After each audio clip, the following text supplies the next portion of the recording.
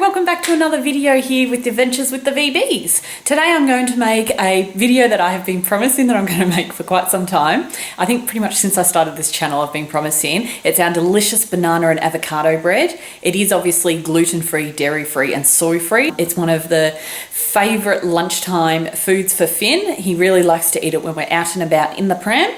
So I'm going to make it here tonight and share the recipe with you all. Let's get started.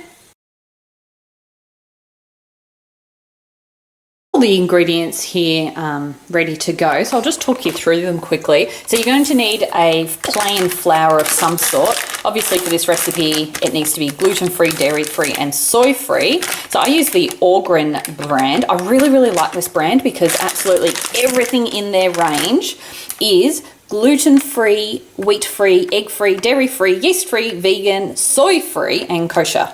So that means for Finn, it ticks all the boxes. So I just know whenever I buy this brand in the supermarket, whether or not it be their baked goods or their crackers or their breadcrumbs, I just know that it's Finn safe. So that's excellent. Chia Powder, Flaxseed Meal, and obviously I've checked on the back of them and they're all completely gluten-free. Bit of baking powder that tells me it's gluten-free. I've got bicarb soda, which I have decanted into here, but I do know that that's safe. Bit of salt, smidgen goes in. Honey, so I know a lot of people get worried about putting sweet stuff in a savoury dish, especially for the little ones. I have had the dietitian have a look at this recipe and she told me that it's perfect, that it's good that there's a little bit of sugar in there, so I'm happy with that. I've got 1 avocado that's perfect and 3 bananas. And that's pretty much all I need. It's a really simple recipe. I must say that you can simplify it even more and you can get rid of these two and just use plain flour. But anything for Finn, I just need to jam pack in the nutrients. So that's why my version of the recipe, I have added those in. So before I get started there with the cooking, I'm just going to get the oven turned on and preheated. I'm just going to pop the oven on 180 and my oven is fan forced. Just quickly take that tray, that down. Excellent. Got myself a tin. To be honest, I don't know the size of this one, but it is kind of one of the just average. There you go. So it's not overly big, but just a regular tin. And I'm going to line that with baking paper to make sure the cake doesn't stick, and then we can get on with cooking.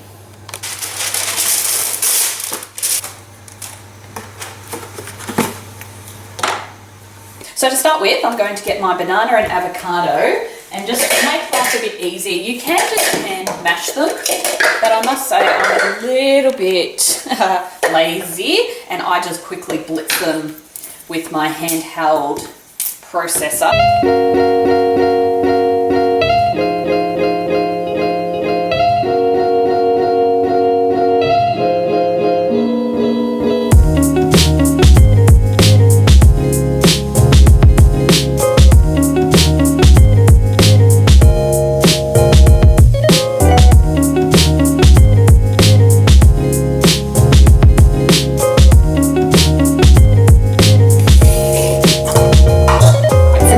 Done. I'm just going to get all my dry ingredients and put them in the mixing bowl and then give that all a quick little stir with a spoon, and then I'll add all the wet ingredients at the end. So first up I'm going to measure out 1.5 cups of plain flour. And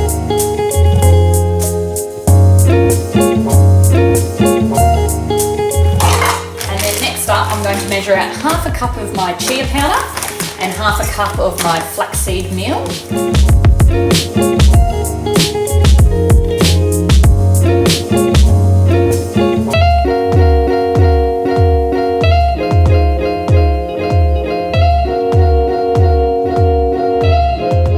Next up, we're going to measure 1/4 teaspoon of salt, 3 teaspoons of baking powder,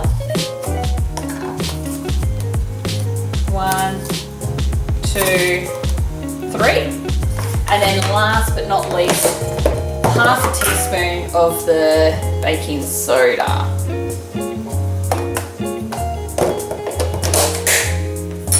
Excellent. So now I've got all my dry ingredients here. I'm just going to go and give it a really quick stir just to make sure that it's all mixed quite nicely. Great, so that's all mixed, and now I've just got 2 more things to add. That's my banana and avocado and the honey. So I need 1/4 cup of honey.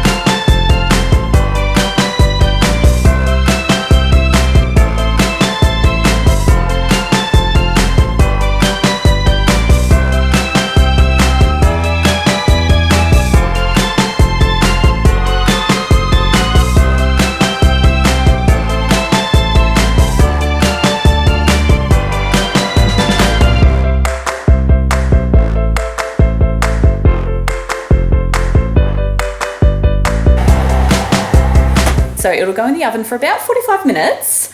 I'm going to say about because I never really set a timer. So I kind of let it go for half an hour and then I watch it really, really closely, pull it out often, pop a knife in, make sure a second the knife comes out clean that I take it out the oven. You do not want to overcook this loaf, and obviously you don't want to undercook it. So you just want to get it perfect.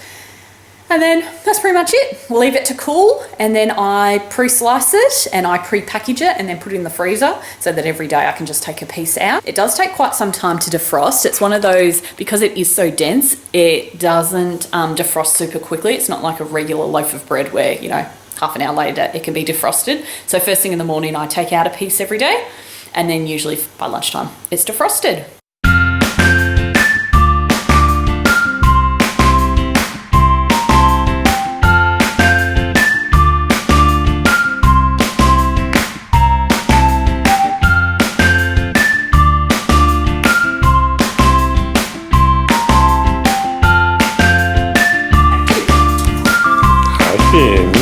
What are you up to? Are you beating Mama's helper? Are you beating Mummy's helper?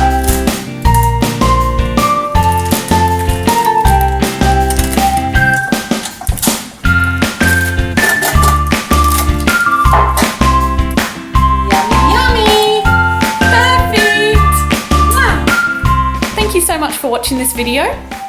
If you have enjoyed it, please give it a thumbs up. Consider subscribing if gluten-free, dairy-free and soy-free cooking is something that you're interested in, because as I come up with more of these fantastic recipes, I will be sure to come online and share them with you all. I really know how daunting it was when we discovered that we also needed to be gluten-free. So Finn's been dairy-free and soy-free since about 4 months of age, but when he became gluten-free at the start of the year, like, my world got tipped upside down. I knew nothing about gluten-free cooking. If you do happen to make this loaf of bread, please comment down below and let me know. I would love to know what your thoughts are, and if you've got any recommendations for any changes, I would really be interested in knowing. So thank you so much for watching, and I will see you next time on Adventures with the VBs. Bye!